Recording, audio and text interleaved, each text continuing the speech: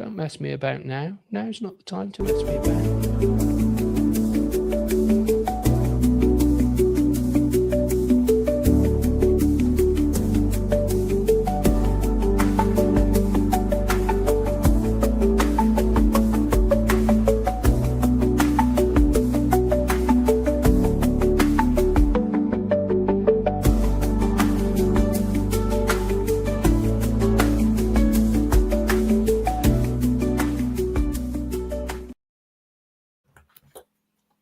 Hi, and welcome back to It's Not Rocket Science, 5 questions over coffee. I'm here with, this is my coffee, by the way. I'm here with Sharon. She has got coffee as well in front of her. Sharon Kennedy is a coach helping to develop future talent. She's works with people who are looking to develop high potential individuals in innovation, talent development, education. She's helping people build skills, confidence, and insight necessary to move in the fast-moving, high-growth sectors, particularly interested in people with neuro-inclusion in their development. So, Sharon, welcome to It's Not Rocket Science, 5 questions over coffee, and thanks for being a guest. Thanks for having me. So tell me a little. Terrific. Let's just explore a little bit. So, if we're looking at the sort of the person you're trying to help, what are the characteristics? What is it you would say are the sort of ideal client, ideal person you're trying to help with this neuro-inclusivity, building their confidence in this fast-paced environment of education and employment today? Well, I suppose the first thing to say, and I understand why you've positioned it the way you have, but as much as I work on an individual level, I really come at it from a business level. That's what we're trying to achieve. And so the individual leader or individuals in the sort of leadership team are, generally speaking, going to be quite successful and achieving lots of great things, lots of ambition, lots of intelligence, capability, and things like that. It's more that they're at a point where it seems harder than it should be, and they're still pushing forward. And I think really, for me, what I try to do and we as a business is about helping them find alignment in what they're trying to achieve and how they're trying to achieve it. So it's more of a systemic approach that we take to it. So whilst all the things you described are exactly what we also do, clarity, confidence, talent, development, and the sort of candidate to company pathway and making that the optimum that it can be, ultimately we're about trying to make sure that we're helping leaderships and companies be more coherent in their approach so that the consistency is there and the inner alignment is there as well. So if you ask me about the type of people, they're going to be very intelligent, capable people, but they're just kind of, they know something's missing, but they can't really work out what that is. And so for us, it's normally sort of fragmentation in their thinking, really, and trying to help them sort of stand back sometimes and then look at things with fresh eyes. So that's interesting. So tell me what they've tried before. What is it they've been attempting to do before they come across somebody like you can help them with that alignment? Have they done books, courses, all of the above? All of that. And lived on the planet, and gained experience and done lots of things brilliantly right. And done lots of other things that they don't quite know why it's not worked. And I suppose it's sometimes it's like, we grow up hearing the adages of like, can't see the wood for the trees, or, you're in the trenches rather than and working in the business than on the business, all those great phrases. But I suppose actually sometimes it's about helping people sometimes to think differently when they don't know how to think differently. Because the old, I know I'm using the cliches, but the definition of insanity, keep doing the same thing, expect a different result. And I suppose all these phrases and words don't always mean very much until you actually get to the point of where the penny drops, somebody says something in a certain way or enough things happen, and you just kind of go, I get it now.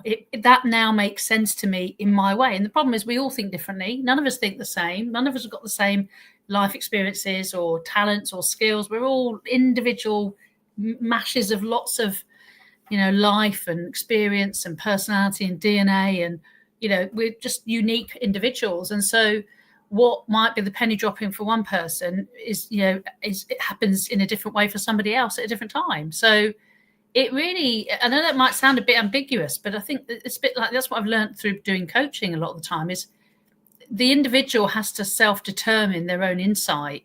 All anybody else ever does is facilitate that being able to happen. It's interesting. So there's a moment, there's a point at which something happens, whether that be a difficult situation or a sudden realization that you've been doing it wrong all this time, which produces that clarity of thought suddenly that I need help. Yeah, I don't even think wrong is not, and I'm not picking, you're not being critical, but wrong isn't the right word, because I suppose it's just everything is trying, isn't it? All through our life, we're trying and we're experimenting, we're exploring, and we're doing things differently. I think it's just sometimes somebody can have those, whether you call them like light bulb moments or insights, whatever, fact bombs, whatever you want to call them. A number of things happen. Whether it's you read a piece of content, you have a conversation with someone, you watch something. Sometimes it's just enough things that happen relatively that your brain, our brains are amazing. I've done a lot of stuff around neuroscience, and when we always think we have those light bulb moments, those light bulb moments are not just suddenly epiphanies. There are subconscious kind of going, I've maybe got the answer here. If you want to maybe sit down for a bit, do things a bit differently and listen to me, actually, and that's really what I help to sort of do as well. That's what coaching is, and that's what sort of like systems design is, and systems thinking, and sort of trying to get people to sort of sometimes stand back and just re-look at things with new perspectives, different perspectives, because it's really hard to do that, because we take comfort and confidence in familiarity and knowing what we've always done. And it might have always worked before, but we're in different times, and every so often you have to stand back and reappraise and reflect on what you have now, because it's a new world all the time, regularly. We're in another industrial revolution, or whatever you want to call it. So I think it is just having the confidence and being brave enough, really, sometimes to kind of go, is there maybe a different way to look at this? So tell me, we've reached the sort of my third question then, and it's about the valuable advice that you'd give. So talk to me a little bit about two things, one of which is, so what do you do? How do you bring the outcome that those people are looking for? And secondly, is there a piece of valuable advice that you'd give to our listeners at the moment? And Yeah, I'd welcome any comments from anybody either listening in the future in the recording or as we're listening to us live now. If you've got questions, let Sharon know what those questions are so that we can post them to her. But Sharon, start with that first thing. What is it you would actually do within your business, Engage and Prosper, to help them overcome that challenge? So I suppose the first thing we do is have a proper conversation and explore really what is happening in their business, what frictions and areas they're finding either repeatedly failing or frustrating or just costly, or they'll know. Every business will have its own version of that, and it might be a number of them, it might just be one area. So we have really open, candid chat around structured chat, but it still is a chat, it is a conversation to understand and explore that, and it does require a bit of trust and openness, and it's obviously confidential. So that's the first thing we would do. If the next step is the right next step, we would run a clarity benchmark, which is a diagnostic tool we use, which we've created around understanding the whole element of clarity in systems, people, and behavior, because it is structural, as we say. But the sort of free advice, if you like, that I would say to anybody on that call or otherwise is to start thinking about where you're seeing repeated friction in the business, where things are, you're having to revisit them on a regular basis because you thought you dealt with them at that meeting, but something it's just not changed, or it's not landing, or people don't really know what they should be doing about what's been agreed. Because that's really, again, where the coherence is not really there. It's not landed, or it's not clear, or it's not being driven in a clear way. And again, it's quite difficult to give examples because that might be very different in every business, but it might be, a high turnover of staff for a particular type of role or a particular type of hire. So early career hires are regularly quite hard at the moment to sort of engage and onboard and successfully. Some of that might be because it's the wrong person and job fit. Some of it might be the job needs to evolve and move. And I think you've gone now, so I'm a little bit worried that you may have just disappeared. And if this is still live, no, you're there. I was merely focusing on you, Sharon, as you were talking about such an intense subject. I wanted people to focus on you rather than seeing me making goony. Tell me you were going to do it. Anyway, so that's really, so it could be at different stages of either people coming in, or it could be different systems that you're using. And again, with AI, oh my goodness, people are overwhelmed with it. I think they don't quite know in some organizations and businesses how much they should be using, what they should be using it for, how they should be using it and integrating it. So there are a whole plethora of areas and issues that could be the problem or the challenge for why the organization just isn't achieving what it knows it could and should. So I think that's really the sort of free advice that I would suggest, really. And it could be operational systems, team behavior, attitudes. I mean, coming from an employee engagement business and background, which I did for a long time, a lot of a tiny example would be about having behaviors on the wall and these great values as a company culture, and saying what it's like to work for us, and we're brilliant, and we're this and we're that, and all the great, honest, sincere things, but not necessarily living by those values, and it becomes a bit rhetoric rather than reality.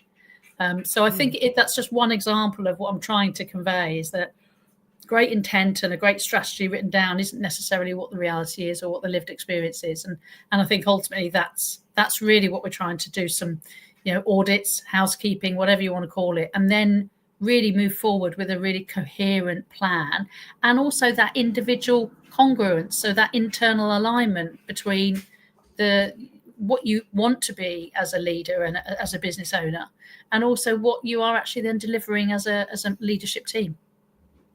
Brilliant. I will now come back into screen so that you can see me, but I wanted people to focus on you when you were talking about that, because I think it's important. Sharon, thank you. And just to remind people, you'll see at the bottom of the screen, I've put where we put our guests' contact details, their offers, things like landing pages where you can go and get free things from them in systemize.me/free-stuff. And we'll have links to Sharon's website, Engage and Prosper. Yeah, we've got some downloads. Got some downloads that we will be putting into our vault so that you can get hold of those and get and hear some of the great wisdom that Sharon has on this. So, Sharon, that kind of, you mentioned it once, and I presume it is from this background of employee engagement that you came to this realization. But it can't just have been employee engagement. There must have been a light bulb moment, a book, a course, a personal experience. What was it that sort of suddenly made you realize that some of this stuff is related to, these moments that sort of, you now can help to step in and to help people to understand better? Yeah, I mean, I did do research around this question of should I come up with a really clever author and things like that? And Oh, I did. no, please. There were loads. Please don't do clever. We don't do clever. Well, what I suppose I came down to really was the fact that, I'm the right side of 50, if that's the right phrase, but I'm 52 now, and I think I've had lots of chapters in my career, lots of working with lots of different great bosses, great leaders, and either been to events and or been inspired to get inspired by people every day. And I suppose what I've recognized through my own observations, pattern recognition, whatever you want to call it, is that when leaders are sort of inconsistent, and it's hard to actually see consistency in someone if you're not seeing enough communication, interacting enough. It takes a long time to layer knowledge and understand who somebody is or what a business is and all those sort of things. So for me, it's about when things are fragmented. If leadership is fragmented, if how the business works is fragmented, how it communicates, how it does things. And and some people might use the word chaos, and I don't really mean chaos, because I'm not suggesting any business is chaotic. But I do think we think often it's more organized than it actually is, because a lot of things are tacit knowledge. Things just get done. We don't always know who does what until the person leaves that did it. So it's things like that, really. It's sometimes just having some order with some scope for creativity, innovation, all those sort of things. But for me, it's not one person, it's not one thing. there's some brilliant names I could drop. I mean, Rory Sutherland, I think, is just fabulous. Whenever the opposite of a great idea is another great idea. I think that, like, you just go around an eternal loop on that phrase alone. It just proves that there's never one right or wrong way of doing anything. There's many, many ways of doing it. Simon Sinek, he had big influence on me many years ago. Dan Pink, trying to think of one of the other big readers, and I can't think of his name now, one of the authors on marketing. His name's gone from me, but it might come back in a minute. But loads of people have really inspired me with what they've known, what they've seen, what they've realised. And I think really what really inspires me is human behaviour. So everybody inspires me because I get to see how they think, how they work, how they manage things, how they overcome things, and how they do things differently, because it's doing the different things that allow you then to do things differently, which I know might sound really obvious, but other people being brave enough to do things differently allows you to recognize that there isn't a right or wrong, and so therefore people can't really judge you for your approach, because it's just how you think and what you're prepared to try. And sometimes happy accidents come out of that, and other times, I think Rory Sutherland gives an example of a bench, that when people sadly pass and people put a memorial bench there. And I'm not going to do his talk justice, but I recommend everyone watches it.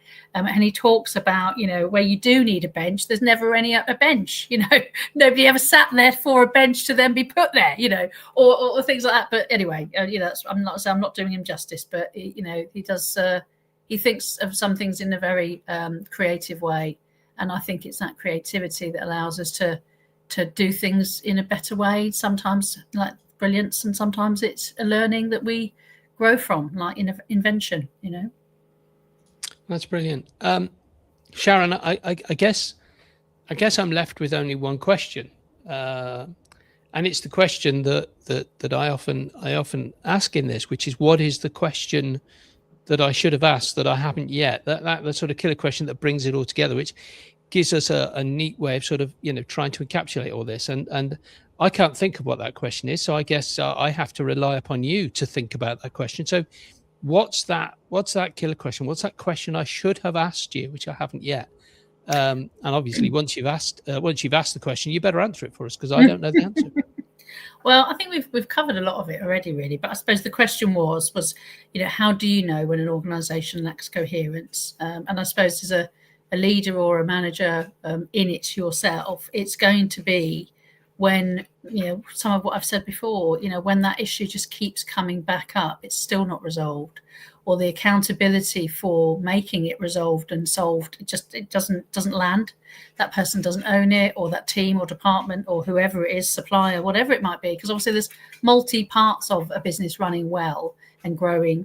It just could be a repetitive issue that you think has got fixed, and then it's back again. And if people are compensating, I think that's the real deep pit, isn't it? Some things actually work, but not through or without a lot of effort or a lot of being pulled out of shape and stress, a burnout, or one of the big dashboard KPIs that most businesses always look at is absenteeism, sickness, turnover. All those stats are always normal ones to look at, but I suppose really it's about tenure and productivity for me. Are people staying because you're a good employer and it's all working relatively well, i.e. that it's in congruence for them as an individual working for your business, and as a company, are you in coherence with how you should be and could be operating? So that those KPIs, are actually in a good balance. It's never going to be a perfect world, but if you keep having to revisit the same stuff, something's not working. And I suppose it, and I'm making that sound really simple, because of course all those individuals are trying to resolve it, but there's obviously got to be a different way to attack it, because maybe, like with a lot of business development, when a client comes to you and says, this is our problem, it's normally something else that's actually the problem, not what they think it is. And that's because often they just don't get the time or the luxury to be able to sit back and actually look at things with fresh perspectives and ask different questions. Yeah. Sharon, great perspective. Thank you so much for causing us to just stop for a moment and think about some of those things. And I encourage you, listening to the recording, drop into the comments below this your questions to Sharon. She will be able to get back to you and answer them, because I think that's important that you get questions like this answered. And from me, I just have one tiny little ask, and that is, if you've enjoyed this, or even if you haven't,